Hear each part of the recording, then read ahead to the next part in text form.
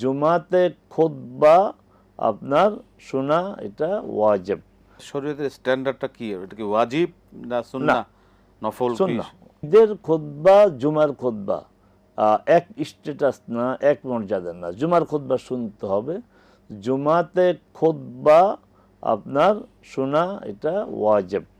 কিন্তু ঈদের খুতবা অপশন আছে। রাসূল সাল্লাল্লাহু আলাইহি ওয়াসাল্লাম বলেছেন এখন আমরা খুতবা দিব, যে চাইবে খুতবা শুনবে, আর যে চাইবে এই খুতবা সে না শুনলেও চলবে। তবে খুতবা শুনেই তো ভালো, সেখানে কোরআন সুন্নাহর আলোকে দিক নির্দেশনামূলক অনেক কথা বলা হয়। আবারও বলছি, খুতবা শোনা ম্যান্ডেটরি নয়, খুতবা শুনতে হবে এমন নয়। যদি খুতবা না শুনে সেই সুযোগ আছে।